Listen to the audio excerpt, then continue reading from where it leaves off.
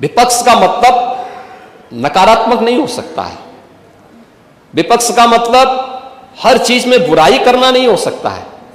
कुछ अच्छा भी करिए, अच्छा भी सोचिए, अच्छी दिशा में भी चलिए। अच्छी दिशा में चलेंगे तो आगे अच्छाई देखने को मिलेगा। लेकिन अगर नकारात्मक दिशा में चलेंगे तो उसके सामने एक तरफ कुआं होता है, एक तरफ खाई होता है। मुझे लगता है उसके अलावा कोई दूसरा नहीं होता है। तो नकारात्मकता किसी समस्या का समाधान नहीं हो सकता है। और यही मैं आपसे कहूंगा कि सरकार अपने नौजवानों के हित के लिए अनेक कदम उठा रही है। उनके हितों को संवर्धित करने के लिए हर प्रकार से प्रतिबद्ध है। और जो मुद्दे यहां पर उठाए गए हैं, सरकार उसके लिए पूरी तरह अवेयर है और उसमें किसी भी नौजवान के भविष्य के साथ खिलवाड़ करने की छूट किसी को भी नहीं देगी। यह भी हम सुनिश्चित कर रहे हैं। और इसीलिए ग्लोबल मैपिंग के साथ साथ देश के अंदर भी अलग अलग जगह कहां कहां यूपी के नौजवानों के लिए नौकरी और रोजगार की संभावना हो सकती है, इसके लिए भी कार्य सरकार के स्तर पर प्रारंभ हुआ है। इसमें सामान्य पाठ्यक्रम के साथ साथ दुनिया के अंदर आज के मॉडर्न एज कोर्सेज कौन कौन से हो सकते हैं, ऐसे कौन से आज हमारी जो नेशनल एजुकेशन पॉलिसी आई है वह भी इस बात के लिए स्किल मिशन पे बहुत ध्यान दे रही है। और स्किल मिशन इस बात को लेकर के ही है कि जब हमारा नौजवान अपने कॉलेज की पढ़ाई करके या अपने संस्थान से बाहर निकले तो अपने को असहाय न महसूस करे, बल्कि वह अपने को आत्मनिर्भर महसूस करे, स्वावलंबी महसूस करे। और सरकार इसके लिए पूरा कदम उठाने के लिए सरकार ने कदम उठाए हैं। मुझे लगता है थोड़ा उसके बारे में जानने का, यानी राजनीतिक प्रतिद्वंदिता और विद्वेष की भावना से ऊपर उठ करके थोड़ा उन स्कीम के बारे में, उन नीतियों के बारे में पढ़ेंगे तो आप भी उससे अपने क्षेत्र में खासतौर पर अपनी विधानसभा क्षेत्रों के नौजवानों को लाभान्वित करने में सफल होंगे। उसका लाभ आप ही को प्राप्त होगा। लेकिन अगर आप उससे वंचित रहेंगे तो स्वाभाविक रूप से आपकी हाल वही होने जा रहे हैं जो कुंदरकी में हुआ है। कल कांग्रेस के एक नेत्री संसद में फिलिस्तीन का बैग लेकर घूम रही थी और हम यूपी के नौजवानों को इजराइल भेज रहे हैं। वहां पर यूपी के अब तक लगभग 5,600 से अधिक नौजवान इजराइल गए हैं निर्माण कार्य करने के लिए। और हर नौजवान रहने का फ्री, खाने का फ्री और 1.5 लाख रुपए उसको वहां पे अतिरिक्त मिल रहे हैं और पूरी सुरक्षा की गारंटी भी है। अभी इजराइल के राजदूत आए थे, उन्होंने कहा कि हम यूपी के और भी नौजवान ले जाना चाहेंगे क्योंकि यूपी का नौजवान अच्छा काम कर रहा है। बेरोजगार नहीं, उसकी स्किल की ताकत को दुनिया आज मान रही है। आप ये मान के चलिए, वह नौजवान जब 1.5 लाख रुपए भेजता अपने घर तो प्रदेश के ही विकास में वो योगदान देता है। हमें अभिनंदन करना चाहिए उन नौजवानों का। क्या प्रवासी भारतीयों ने भारत के विकास में योगदान नहीं किया? और क्या ये प्रवासी उत्तर प्रदेश का नौजवान जो आज गया है उसके सामने एक अवसर है, यहां काम करता 20,000, 25,000 रुपए, 30,000 रुपए प्राप्त करता। पर कैपिटा इनकम कहां लेके गए थे आप लोग? 1947 में जब ये देश आजाद हुआ था, प्रति व्यक्ति आय उत्तर प्रदेश की भारत की एवरेज आय से ज्यादा थी। और 2017 में जब हमें सत्ता प्राप्त हुई थी तब उत्तर प्रदेश की प्रति व्यक्ति आय भारत की जो प्रति व्यक्ति आय थी उसकी 1/3 रह गई थी। आज हम उसको दोगुना करने में सफल हुए हैं। और मेरा यह मानना है कि अगले 5 साल के अंदर उत्तर प्रदेश की प्रति व्यक्ति आय फिर से भारत की प्रति व्यक्ति आय से अधिक होगी। और इस दिशा में उत्तर प्रदेश की वर्तमान की वृद्धि दर इस बात को संकेत करता है। और मैं इसीलिए आप सबसे कहना चाहूंगा, हमें उत्तर प्रदेश को और विकास की दिशा में आगे बढ़ाना चाहिए। माध्यमिक शिक्षा परिषद ने भी 44,000 से अधिक शिक्षकों की भर्ती की प्रक्रिया माध्यमिक शिक्षा चयन आयोग बोर्ड के द्वारा और उच्चतर शिक्षा चयन आयोग बोर्ड के द्वारा संपन्न की जा चुकी है, पहले ही संपन्न की जा चुकी है। अब शिक्षा के सभी बेसिक, माध्यमिक, उच्च, तकनीकी, व्यावसायिक या चिकित्सा शिक्षा, इन सब से जुड़ी हुई समग्र शिक्षा को लेकर के अब एक नया चयन बोर्ड, शिक्षा चयन बोर्ड बनाने की बन करके तैयार है और वह आगे की अध्याचन विभिन्न विभागों से मांग करके नियुक्ति की प्रक्रिया को आगे बढ़ा रहा है। लेकिन अकेले शिक्षा विभाग में ही 1,60,000 से अधिक भर्तियां हमारी सरकार ने प्रदेश के अंदर की हैं और 1,60,000 भर्तियां वे हैं जो पिछली सरकार की बदनीयती के कारण भरे नहीं जा चुके थे। और पिछली सरकार किसकी है, मुझे लगता है आपसे ज्यादा कोई नहीं जानता है। 2012 से 17 के बीच में जो लोग सत्ता में प्रदेश में थे, उत्तर प्रदेश पुलिस बल में 1,56,000 पुलिस की भर्ती अब तक पूरी हो चुकी। वे सभी लोग कार्य कर रहे हैं, जिनमें 22,700 से अधिक तो केवल महिला है। बालिकाओं को भी पुलिस भर्ती में मौका दिया गया और उनके लिए 20% पद आरक्षित करते हुए उनकी भर्ती की प्रक्रिया की है। और अभी हाल ही में हमारी सरकार ने 60,200 से अधिक पुलिस की भर्ती की प्रक्रिया को बहुत शांतिपूर्ण तरीके से संपन्न किया है और प्रदेश के अंदर हर जनपद के युवा उस भर्ती में आए हैं। अगर इन सबको आप देखेंगे, अलग अलग विभागों में, सिंचाई विभाग में, वन विभाग में, या फिर पीडब्ल्यूडी में, या फिर अन्य जितने भी विभाग हैं, स्वास्थ्य विभाग में, सभी विभागों की भर्ती की इस पूरी प्रक्रिया में अब तक 7 लाख से अधिक भर्ती की प्रक्रिया को ऐसे प्रदेश के नौजवानों को सरकारी नौकरी अकेले हमारी सरकार ने पिछले 7-7.5 वर्ष के अंदर प्रदेश के अंदर दिया है। और किसी भी भर्ती की प्रक्रिया में, भर्ती की प्रक्रिया, उसकी पारदर्शिता, उसकी ईमानदारी पर कोई प्रश्न नहीं खड़ा कर सकता है। 69,000 शिक्षकों की भर्ती के बारे में एक बात बार बार आती है, जिसकी चर्चा यहां पे कल श्री संग्राम सिंह यादव जी भी कर रहे थे और अभी श्री पूजा जी भी कर रही थी। मैं बड़ी विनम्रता के साथ कहूंगा, 69,000 शिक्षकों की भर्ती में पिछड़ी जाति के 27% आरक्षण के आधार पर 18,000 पद आरक्षित होते हैं और पिछड़ी जाति के उसमें 32,200 से अधिक नौजवान भर्ती हुए हैं 69,000 शिक्षकों की भर्ती में। अनुसूचित जाति 21% आरक्षित, उनके लिए जो आरक्षण की सीमा 21% है और 21% में 12,000 पद उनके लिए आरक्षित होते हैं, लेकिन भर्ती हुई है 14,000 से अधिक। ये चीजें क्या दिखाती है कि अपनी योग्यता और मेरिट से जो लोग आगे बढ़े हैं उन्हें जनरल कैटेगरी में लेकर के वहां का लाभ दिया गया है। जनरल के लिए जो पद आरक्षित थे, जनरल के लिए जो पद थे 34,500, जनरल की भर्ती हुई है मात्र 20,000। ये उन सब की आंखों को खोलने वाला होना चाहिए जो इनके नाम पे राजनीति करके अपनी रोटी सेकने का कार्य करके समाज में बंटवारे की खाई को चौड़ा करना चाहते हैं।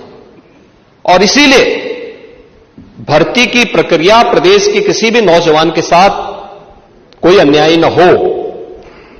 एक तरफ सरकारी पद ईमानदारी के साथ भरे जाएं। उत्तर प्रदेश लोक सेवा आयोग 2017 के पहले क्या स्थितियां थी, कौन नहीं जानता है, क्या नहीं होता था। आप लोग भूल गए जब 86 एसडीएम के पद में से 56 एक जाति विशेष के लोग भर दिए गए। और ये कौन नहीं जानता है इस बात को। पांडे जी, इसका ये भी हम बताएंगे। दूसरा वही प्रयागराज है, वही प्रयागराज है जिस प्रयागराज में पब्लिक सर्विस कमीशन के कार्यालय में महीनों तक यूपी के नौजवान धरना दिए थे और एक अयोग्य व्यक्ति को जो उसके लिए डिजर्व नहीं करता था, एलिजिबल नहीं था, जिसकी डिग्री फर्जी थी, उसे आयोग का अध्यक्ष बना करके पूरे कमीशन और युवाओं के भरोसे के साथ खिलवाड़ करने का काम हुआ था। यह भी इलाहाबाद में हुआ था।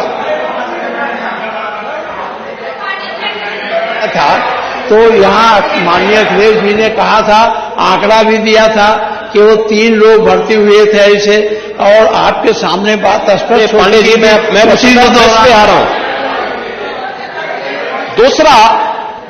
दूसरा उस समय कैसे कैसे लोग अध्यक्ष बनाए गए थे जिसकी डिग्री फर्जी,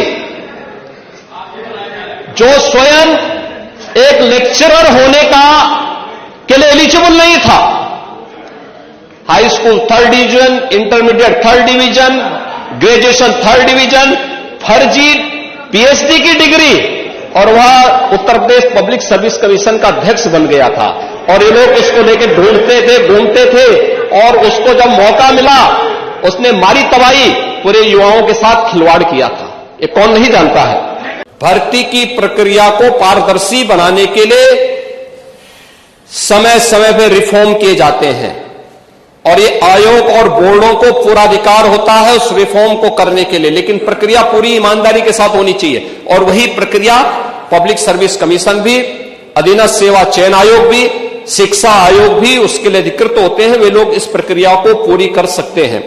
और जब भी उत्तर प्रदेश के युवाओं के हित में इस प्रकार के कदम उठाने की आवश्यकता पड़ती है, तीनों आयोग, बोर्ड या कोई भी अन्य ऐसे बोर्ड या आयोग हैं, वे इसके लिए अधिकृत होते हैं। वे क्योंकि वो एक ऑटोनॉमी बॉडी है, वे अपने कदम को उठाने के स्वतंत्र है, वे कर रहे हैं। लेकिन प्रक्रिया में कोई खामी नहीं, उनकी ईमानदारी, उनकी नियत में कोई, उनकी पारदर्शिता में कोई उंगली नहीं उठा सकता। पूरी शुचिता और पारदर्शिता के साथ सारे कार्य संपन्न हो रहे हैं। और इसीलिए इन युवाओं को नियुक्ति पत्र देने के लिए मैं और मेरे मंत्रिमंडल के मेरे सदस्यगण सभी लोग जाते हैं। माननीय जनप्रतिनिधियों से हम कहते हैं कि वे लोग भी जिले जिले में जाकर के नियुक्ति पत्र वितरण में अपना योगदान दें। और हर नौजवान इसके लिए खुश होता है कि साहब सिफारिश के बगैर न केवल हमारी नियुक्ति हुई है, बल्कि हमें नियुक्ति पत्र भी प्राप्त हो रहा है। यह हमारे लिए, हमारे जीवन का सबसे अद्भुत क्षण है। और मैं इस एक तो नियुक्ति की प्रक्रिया सरकारी क्षेत्र में, दूसरा प्रदेश सरकार की जो जीरो टॉलरेंस की नीति है अपराध और अपराधियों के प्रति, इसीलिए है जिससे अधिक से अधिक निवेश यहां यूपी के अंदर आए, अधिक से अधिक निवेश आए। ये 40 लाख करोड़ रुपए का जो निवेश है, यह उत्तर प्रदेश में 1,25 लाख से अधिक नौजवानों को सीधे सीधे नौकरी की गारंटी दे रहा है। 1,25 लाख नौजवानों को नौकरी की गारंटी दे रहा है। और इसमें से 15 लाख करोड़ का अब तक हम जमीनी धरातल पर उतार चुके हैं। 10 लाख करोड़ का पाइपलाइन में है, जिसको कभी भी हम ग्राउंड ब्रेकिंग करके इसको भी आगे बढ़ा देंगे। लेकिन प्रदेश के अंदर जो एक वातावरण बना है सुरक्षा का, बेहतर कानून व्यवस्था का, दंगा मुक्त प्रदेश का, आज उसके लिए देश और दुनिया का हर निवेशक प्रदेश में आना चाहता है, प्रदेश में निवेश करना चाहता है। और इसी का परिणाम है 12 से 17 के बीच में प्रदेश की जो बेरोजगारी दर थी, अनएम्प्लॉयमेंट रेट था, वह 19% से अधिक था।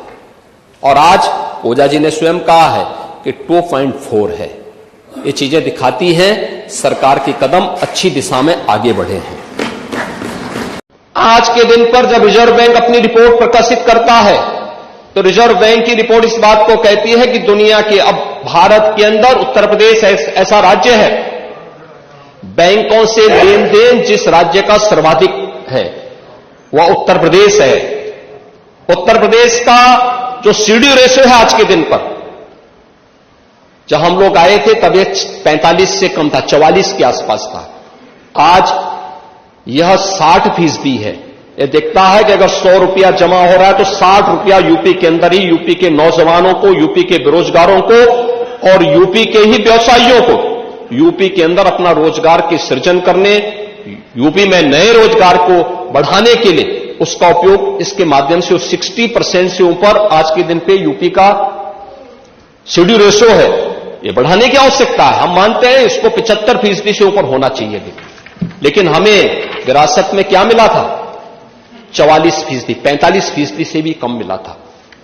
प्रदेश के अंदर एमएसएमई सेक्टर जो रोजगार सृजन का सबसे बड़ा माध्यम है, मृत प्राय सा हो गया था। आज वन डिस्ट्रिक्ट वन प्रोडक्ट के माध्यम से भी हम लोगों ने लाखों नौजवानों को उन्हीं के जनपद में रोजगार सृजन के अवसर भी उपलब्ध करवाए हैं। कृषि सेक्टर में जो रिफॉर्म हुए हैं, जो सुविधाएं मिली हैं, किसानों की आमदनी को कई गुना बढ़ाने का काम किया गया है। प्रोक्यूरमेंट की पॉलिसी ला करके पारदर्शी तरीके से इस प्रक्रिया को आगे बढ़ाया गया है।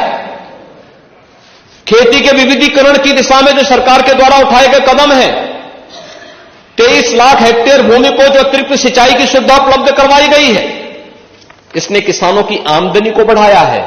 और उद्योग कैसे चलने चाहिए, चीनी उद्योग इसका सबसे बड़ा प्रमाण है, सबसे बड़ा प्रमाण है।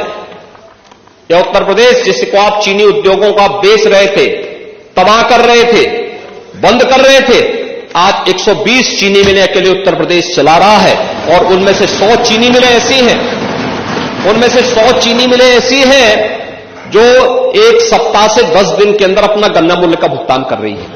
जो बाकी 20 चीनी मिलें हैं उन पर भी एक दबाव है कि भाई आप भी इस प्रक्रिया के साथ जोड़िए। लगभग हर चीनी मिल अपने से इथेनॉल प्लांट को भी जोड़ रहा है। सीबीजी के नए प्लांट लग रहे हैं और आज के दिन पर देश के अंदर सबसे अधिक कंप्रेस्ड बायोगैस के सबसे अधिक प्लांट लगाने वाला स्टेट उत्तर प्रदेश है। सबसे अधिक इथेनॉल उत्पादन करने वाला राज्य उत्तर प्रदेश है। सबसे अधिक चीनी उत्पादन करने वाला राज्य उत्तर प्रदेश है। और सबसे अधिक रोजगार और सबसे अधिक नौकरी देने वाला राज्य भी उत्तर प्रदेश है। लेकिन इस दिशा में और भी कदम बढ़ाए जाने की आवश्यकता है। मुझे लगता है, मैं फिर से अपने विपक्ष के माननीय सदस्यों से कहूंगा कि सदन में आकर के मुद्दों को रखें, लेकिन तथ्यों के साथ अगर रखेंगे तो इसमें उनकी गरिमा भी बढ़ेगी और उनका सम्मान भी बढ़ेगा। उनके जो मुद्दे थे, मुद्दा उचित है लेकिन तथ्यहीन थे, अपुष्ट थे। उनमें कहीं भी कोई भी उसमें ऐसे तथ्य नहीं थे जिनके बारे में कि वह सरकार को कटघरे में खड़ा कर सके। सरकार की नीयत साफ है, नीतियां बहुत स्पष्ट हैं और सरकार प्रदेश के हर नौजवान के हित को लेकर के पूरी प्रतिबद्धता और पूरी ईमानदारी के साथ कार्य कर रही है। और उसी का परिणाम है कि उत्तर प्रदेश का जो स्किल डेवलपमेंट का मिशन है, आज उसका बेहतरीन कार्य आगे बढ़ रहा है।